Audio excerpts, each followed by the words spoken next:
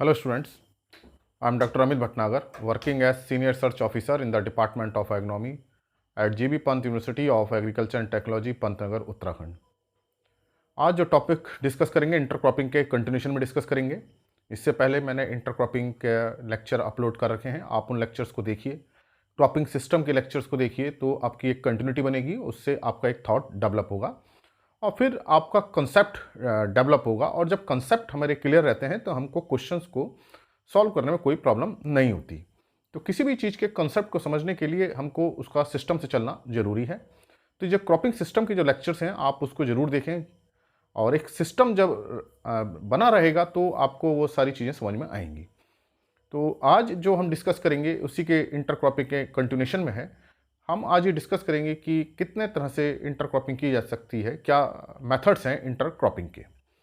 तो कई मेथड हैं इंटरक्रॉपिंग के और हर सिचुएशन के अकॉर्डिंग वो सिस्टम अडॉप्ट किया जाता है।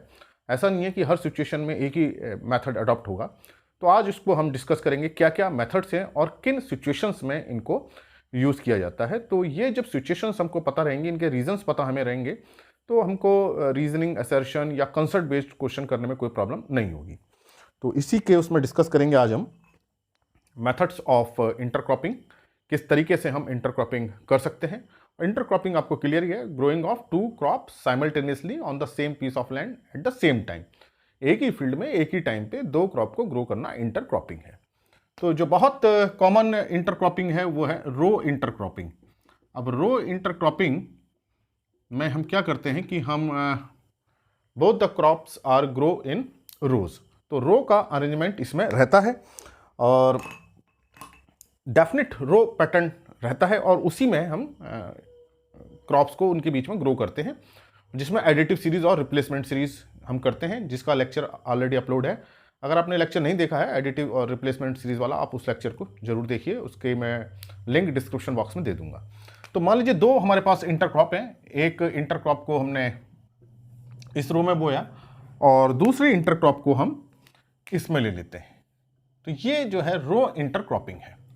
या हम ऐसा कर सकते हैं कि एक क्रॉप को तो हमने रो में ग्रो किया और दूसरी क्रॉप को हम ब्रॉडकास्ट कर सकते हैं, इसके बीच में हमने सीड ब्रॉडकास्ट कर दिया। तो अब ये हम अगर इस तरह से इंटरक्रॉपिंग करते हैं तो क्या ये रो इंटरक्रॉपिंग है? तो देखिए कि इसमें एक क्रॉप तो रो में है, दूसरी क्रॉप रो में नहीं है। यहां दोनों क्रॉप की रो अलग अलग है। यह एग्जाम्पल मान लीजिए हो सकता है शुगर केन का। शुगर केन के बीच में हमने धनिया का बीज डाल दिया या मेथी का बीज डाल दिया। शुगर केन को हमने रोज में लिया और यहाँ हमने मेथी का या धनिया के बीज को बीच में डाल दिया। तो क्या हम इसको रो इंटरक्रॉपिंग कंसीडर करेंगे? हाँ, इसको रो इंटरक्रॉपिंग कंसीडर करेंगे, क्योंकि जो मिक्स्ड क्रॉपिंग होती है, मिक्स इंटरक्रॉपिंग होती है, उसमें कोई भी क्रॉप किसी डेफिनेट रो में अरेंज नहीं रहती। यहाँ जो है ये एक क्रॉप डेफिनेट रो में है और यहाँ पे दोनों ही क्रॉप डेफिनेट रो में है। तो रो इंटरक्रॉपिंग है तो उसमें एक क्रॉप जो है डेफिनेटली रो में होगी, रो में ग्रो की जाएगी। तो ये एग्जांपल पूछा जा सकता है शुगर केन के साथ। जनरली जो लीफी वेजिटेबल्स होते हैं उनको ब्रॉडकास्ट कर दिया जाता है। तो दूसरा जो है टाइप का इंटरक्रॉपिंग है, उसको हम कह सकते हैं मिक्स्ड इंटरक्रॉपिंग, मिक्स्ड क्रॉपिंग या मिक्स्ड इंटरक्रॉपिंग। तो जनरली जब हम इंटरक्रॉपिंग की बात करते हैं तो हम जो कंसीडर करते हैं रो इंटरक्रॉपिंग को करते हैं। तो जब हमने बोला इंटरक्रॉपिंग तो इसका मतलब रो इंटरक्रॉपिंग की बात हो रही है, एक जनरल टर्म मानी जाती है। इसी तरह से मिक्स्ड इंटरक्रॉपिंग को हम मिक्स्ड क्रॉपिंग कहते हैं। तो ये दोनों टर्म्स जो हैं एक ही नाम से जानी जाती हैं। तो मिक्स्ड इंटरक्रॉपिंग में क्या है, इंटरक्रॉपिंग हो रही है लेकिन दोनों के सीड को मिक्स कर दिया जाता है और फिर उसको ब्रॉडकास्ट कर दिया जाता है फील्ड में। तो जनरली जो मिक्स्ड इंटरक्रॉपिंग होती है वो हार्वेज यील्ड बढ़ाने के लिए की जाती है। तो इस तरह की जो इंटरक्रॉपिंग होती है वो फॉरेज क्रॉप्स में जनरली हम ग्रो करते हैं। और ये जो रो इंटरक्रॉपिंग है वो जनरली सभी क्रॉप में हम ग्रो करते हैं, सीरियल्स हो चाहे पल्सेज हो, ऑयल सीड हो। तो जनरल क्रॉप्स के लिए रो इंटरक्रॉपिंग है। मिक्स इंटरक्रॉपिंग हम फॉरेज में करते हैं कि दोनों को हमने सीड मिक्स कर दिया।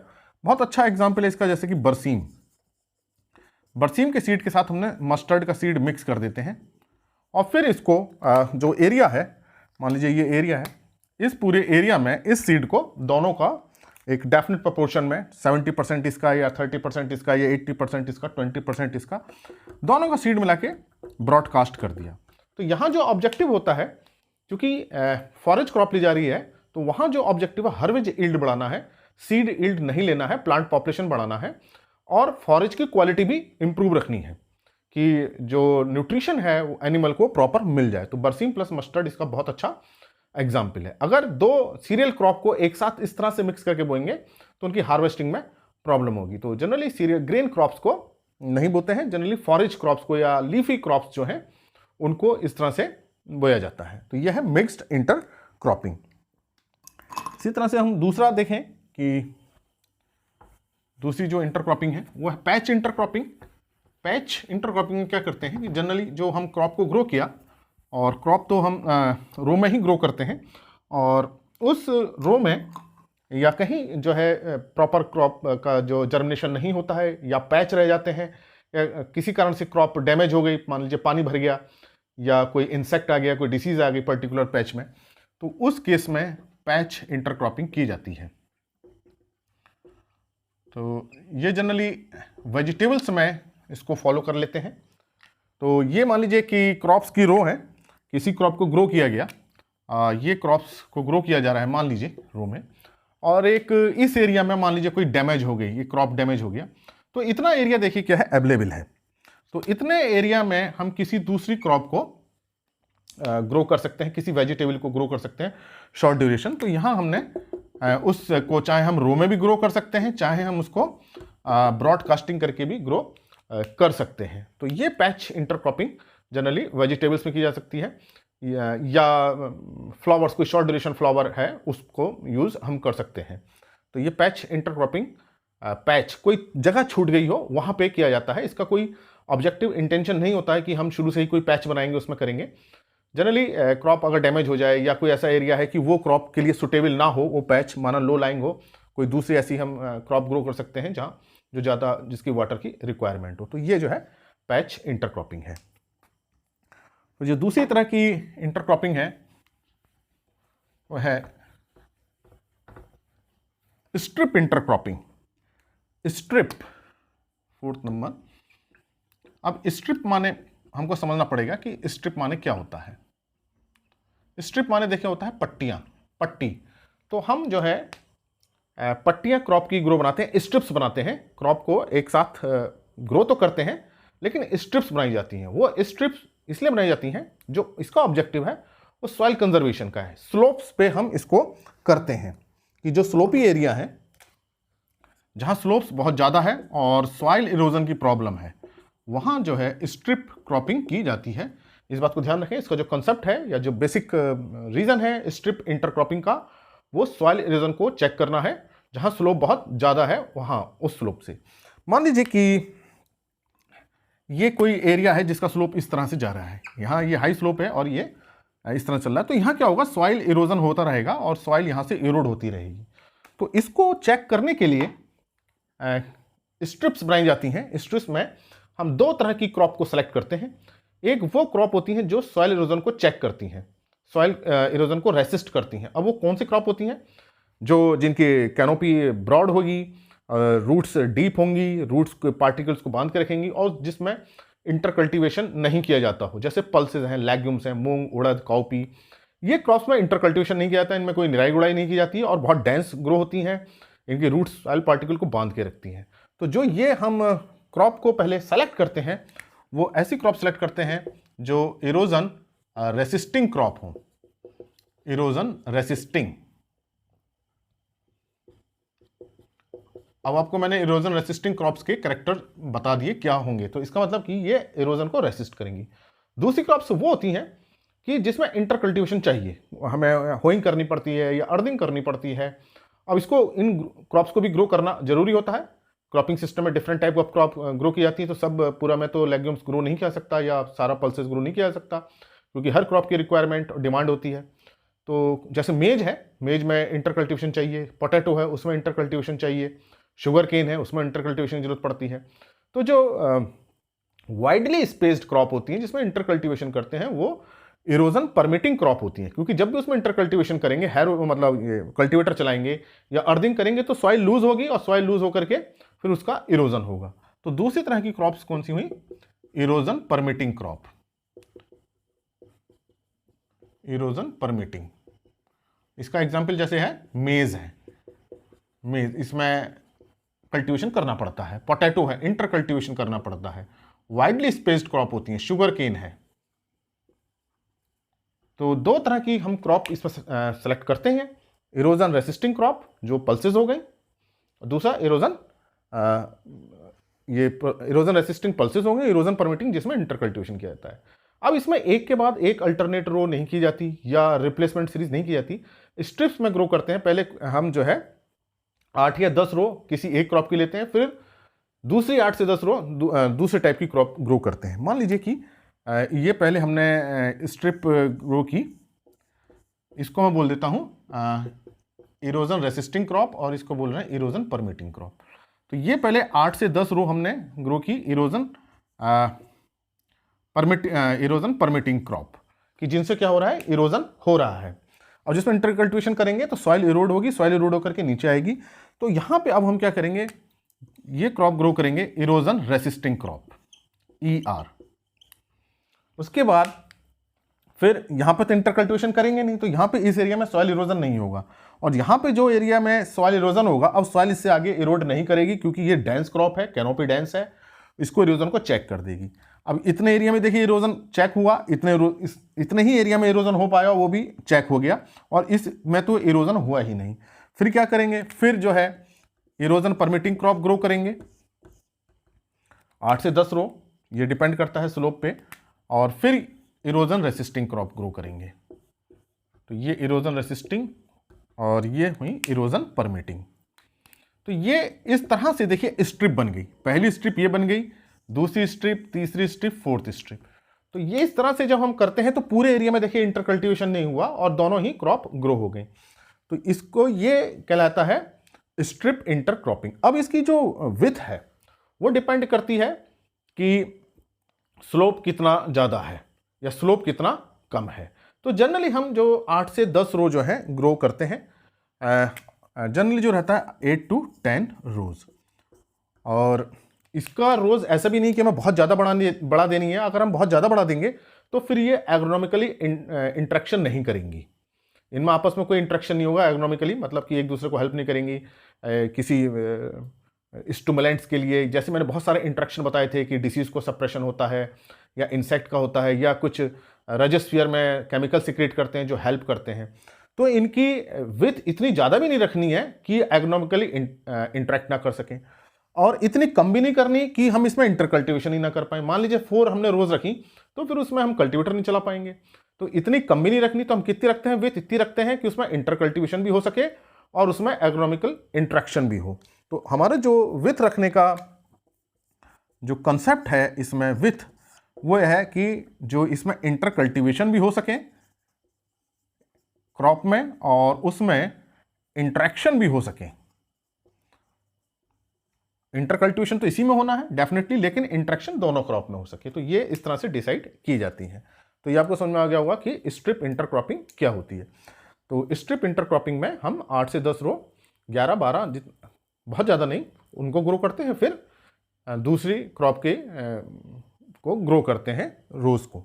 तो मेन ऑब्जेक्टिव यहाँ क्या है, सॉइल इरोजन को चेक करना है, यह है स्ट्रिप इंटरक्रॉपिंग। तो ये क्वेश्चन पूछा सकता है कंसेप्ट में कि विड्थ किस पर डिपेंड करती है, inter cultivation as well as interaction between both the crop.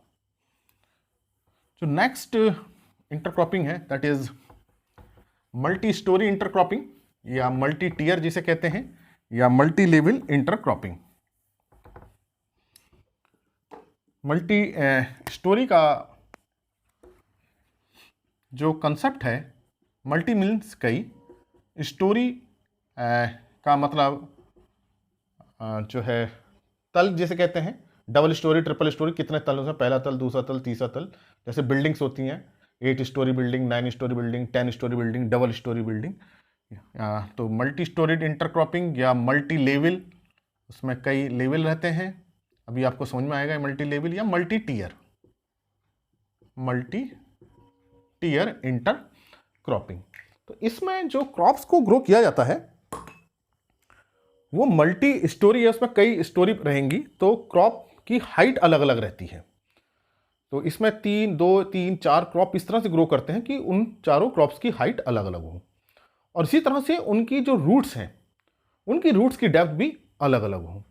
तो उससे एडवांटेज ये होगा कि जो सबसे टॉल क्रॉप होगी वो सनलाइट को रिसीव करेगी और वो टॉलरेंट होगी हाई सनलाइट के लिए, और जो सबसे छोटी क्रॉप होगी वो क्रॉप होती है जिनको बहुत ज़्यादा सनलाइट की जरूरत नहीं होती, जिनको शेड की ज़्यादा जरूरत होती है या हाई ह्यूमिडिटी की जरूरत होती है। तो यहाँ जो क्रॉप इंट्रैक्शन करती हैं कि जो टॉप लेवल की जो क्रॉप होती है वो सोलर रेडिएशन को रिसीव करती है और नीचे कम रेडिएशन जाता है ताकि नीचे वाली सर्वाइव कर सके, और रूट्स में भी अलग अलग डेप्थ रहती हैं जिससे कि न्यूट्रिएंट का एक्सट्रैक्शन भी क्या हो, डिफरेंट हो, अलग अलग हो। तो इस तरह से क्रॉप का जो है एक दूसरे को हेल्प करती हैं। तो ये इस तरह से आप समझ सकते हैं कि ये क्रॉप टॉल है, उससे छोटी ये है, उससे छोटी ये है, और सबसे छोटी क्रॉप ये है। तो ये जो है मल्टी टीयर क्रॉपिंग हुई। अब इसमें जैसे कि हम एग्जाम्पल ले सकते हैं sugar cane plus mustard plus onion. अब देखिए शुगर केन की हाइट बहुत ज़्यादा है, उसके बाद मस्टर्ड लेते हैं, मस्टर्ड की हाइट उससे कम है, और ओनियन की हाइट बहुत ही कम है। तो ये जो है सबसे ज़्यादा सोलर रेडिएशन किसको मिलेगा, शुगर केन को मिलेगा, फिर रेडिएशन उससे कम मस्टर्ड को मिलेगा, और सबसे कम जो टॉलरेंस रहेगी वो ओनियन रहेगी। तो ये अलग अलग वर्टिकल लेयर्स रहती हैं।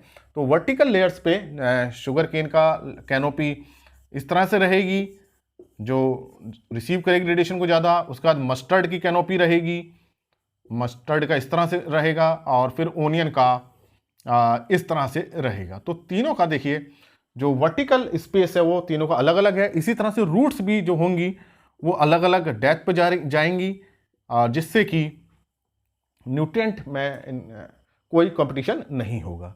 इसी तरह से जो इसका दूसरा एग्जाम्पल है जो बहुत कॉमन है, और ये जो मल्टी स्टोरी जो एक्चुअली में प्लांटेशन क्रॉप में की जाती हैं, तो ये पूछा सकता है प्लांटेशन क्रॉप्स के लिए ये सुटेबल मॉडल है मल्टी स्टोरी क्रॉपिंग का। तो जनरली जो है वो है कोकोनट प्लस ब्लैक पेपर, इसको ग्रो किया जाता है, प्लस कोका प्लस पाइनएप्पल। तो जो पाइनएप्पल की हाइट रहती है वो अबाउट 1 मीटर रहती है, कोका की हाइट 2 से 2.5 मीटर रहती है, ब्लैक पेपर की 6 to 7 मीटर करीब रहती है, और कोकोनट की 10 मीटर। तो कोकोनट का जहाँ प्लांटेशन होता है वहाँ ब्लैक पेपर भी ग्रो करते हैं, कोका भी करते हैं, पाइनएप्पल। तो सबसे ज़्यादा सनलाइट किसको चाहिए, कोकोनट को चाहिए, और शेड टॉलरेंट है पाइनएप्पल। तो इस तरह से एडजस्टमेंट करके स्पेस का, सोलर रेडिएशन का, और डिफरेंट रूटिंग डेप्थ होती है उससे भी अलग अलग न्यूट्रिएंट एक्सट्रैक्शन होता है, तो वो उसका भी प्रॉपर यूटिलाइजेशन होता है। इसी तरह से और एक एग्जाम्पल है एरिका नट, यहाँ मैं लिख देता हूँ, ये आपका एग्जाम्पल आएगा, सुपारी जिसे कहते हैं, एरिका नट प्लस बनाना प्लस पाइनएप्पल। तो ये जो मल्टी टीयर है या मल्टी लेवल है, ये किसके लिए है, प्लांटेशन क्रॉप के लिए है। स्ट्रिप क्रॉपिंग किसके लिए है, सॉइल इरोजन को चेक करने के लिए। इसमें 2 तरह की स्पेशल क्रॉप चाहिए। इरोजन रेसिस्टिंग क्रॉप को ग्रो करना बहुत जरूरी है। अगर हमने इरोजन रेसिस्टिंग क्रॉप को स्ट्रिप में नहीं किया तो फिर उसका ऑब्जेक्टिव फुलफिल नहीं होगा। इसी तरह से मल्टी स्टोरी क्रॉपिंग में ऐसा नहीं कि डिफरेंट हाइट की हमने क्रॉप ग्रो कर दिया, मल्टी स्टोरी हो गया। अगर उसमें इंटरेक्शन नहीं हो रहा है तो फिर मल्टी स्टोरी इंटरक्रॉपिंग का ऑब्जेक्टिव फुलफिल नहीं होगा। उसमें टॉलेस्ट क्रॉप है, उसका एवोपरेटिव डिमांड ज़्यादा होना चाहिए, उसमें सोलर रेडिएशन बियर टॉलरेंस की कैपेसिटी ज़्यादा होनी चाहिए, और जो सबसे लोअर लेवल पे है उसके शेड टॉलरेंस की कैपेसिटी होनी चाहिए। अगर हमने इस तरह से नहीं किया तो जो हमने ऐसी क्रॉप सबसे छोटी ग्रो कर ली जिसको ज़्यादा सोलर रेडिएशन चाहिए हो है, तो सोलर रेडिएशन मिलेगा नहीं, तो उसकी प्रोडक्टिविटी डाउन हो जाएगी। तो मल्टी टीयर का ऑब्जेक्टिव क्या है, वर्टिकल लेयर्स हैं एयर में भी और सॉइल में भी, जो अलग अलग सॉइल में न्यूट्रिएंट्स को एक्सप्लॉइट करती हैं और एयर में स्पेस को और सोलर रेडिएशन को। यह है multi storey multi tier intercropping. Next है एले इंटरक्रॉपिंग। एले मतलब होता है रास्ता, पैसेज। तो एले इंटरक्रॉपिंग में हम एले बनाते हैं, एले रास्ता। अब ये एले क्या रास्ता कैसे बनाते हैं, तो इसमें बहुत हम क्या करते हैं, पेरिनियल ट्री हैं या श्रब्स हैं या हेजेस हैं, बहुत बड़े ट्री नहीं, छोटे ट्री या जनरली हेजेस को या श्रब्स को हम ग्रो करते हैं 6 मीटर की डिस्टेंस पे या 7 मीटर या 10 मीटर की डिस्टेंस पे। तो हमने ये श्रब्स ग्रो करे। अब ये पेरिनियल है, ये 6, 8, 10 साल के लिए ग्रो हो रहे हैं। तो यहाँ देखिए ये जो श्रब्स हैं बहुत ज़्यादा हाइट के नहीं हैं। अब ये क्या है कि ये इन श्रब्स को ग्रो करने में इनके कुछ कैरेक्टरिस्टिक्स हैं। जनरली ये लेग्यूम फैमिली के हों तो बहुत अच्छा होता है। ये नाइट्रोजन को फिक्स करते रहेंगे सॉइल में, नाइट्रोजन फिक्सेशन होगा ज़मीन में इनसे, और इनसे जो लीफ, तो ये सॉइल फर्टिलिटी मेंटेन होगी। इनसे जो लीफ फॉल होगा उससे ऑर्गेनिक मैटर एडिशन होगा। अब इसके बीच में देखिए ये एले है, ये कहलाता है एले। तो ट्री के स्पीस जो जगह बची बीच में वो एले है। तो ये 6, 7, 8, 10 मीटर हो सकता है। अब इसके बीच में जो है क्रॉप्स को हम ग्रो करते हैं। मेज हो सकता है या वीट हो सकता है, कोई भी क्रॉप इसको हम ग्रो कर सकते हैं। तो ये सीजन वाइज तो हम क्रॉप चेंज करते रहते हैं, लेकिन ये पेरिनियल ट्री जो है बने रहते हैं। तो जनरली जो ये एले इंटरक्रॉपिंग है बहुत सक्सेसफुल है। जब हम एले बनाते हैं सुबबूल की, सुबबूल जो है बहुत इंपॉर्टेंट प्लांट है, लेग्यूम प्लांट है जो नाइट्रोजन फिक्सेशन करता है, ऑर्गेनिक मैटर में एडिशन करता है। और ल्यूकेना ल्यूकोसिफेला, ल्यूकोसिफेला, ल्यूकेना ल्यूकोसिफेला सुबबूल, ये सुबबूल के हम ट्री लगा देते हैं और इसके बीच में क्रॉप को ग्रो करते हैं। तो सुबबूल से क्या है, एक तो नाइट्रोजन फिक्सेशन हुआ, सॉइल फर्टिलिटी हुई और लीफ एडिशन से ऑर्गेनिक मैटर हुआ। दूसरा इसका चारा, जो लीव्स हैं वो एनिमल फॉडर में यूज की जाती है। तो मल्टीपर्पस ट्री को हम लगाते हैं। तो ये जो सुबबूल है ल्यूकेनिया, ये बहुत मल्टीपर्पस ट्री है। तो ये कहलाती है एले इंटरक्रॉपिंग। तो इसमें हम सीजन वाइज क्रॉप चेंज करते रहते हैं और ये इस तरह से एले बनी रहती हैं। तो ये भी आपको समझ में आ गया होगा कि ये हमको कहाँ यूज़ करना है जब हमको लैंड का यूज़ एफिशिएंसी बढ़ानी है और हमको एक ट्री से कंटिन्यूस फॉडर भी मिलता रहे, लाइव स्टॉक भी सस्टेन होता रहे। तो ये मैंने आपको बताया different types of intercropping. Relay cropping को भी एक थोड़ा सा इंटरक्रॉपिंग में कंसीडर कर लिया जाता है। हालांकि इंटरक्रॉपिंग में दोनों क्रॉप का जो सोइंग टाइम है और जो सीजन है वो सेम है, और रिले इंटरक्रॉपिंग में जो है वो सोइंग टाइम चेंज रहता है। एक खरीफ की है तो दूसरी रबी की है, या एक रबी की तो दूसरी खरीफ की है। लेकिन रिले इंटरक्रॉपिंग में जो फर्स्ट क्रॉप का जो रिप्रोडक्टिव पार्ट है वो सक्सीडिंग क्रॉप के जर्मिनेशन और इमरजेंस और अर्ली वेजिटेटिव स्टेज से कोइंसाइड करता है। तो रिले क्रॉपिंग को इंटरक्रॉपिंग कंसीडर कुछ टाइम के लिए कंसीडर किया जा सकता है, क्योंकि वो जो उनकी लाइफ साइकिल के पार्ट हैं ओवरलैप करते हैं। और अगर हम बाय डेफिनेशन देखें तो इंटरक्रॉपिंग में ग्रोइंग ऑफ 2 क्रॉप साइमल्टेनियसली, हम साइमल्टेनियसली एक साथ ग्रो कर रहे हो।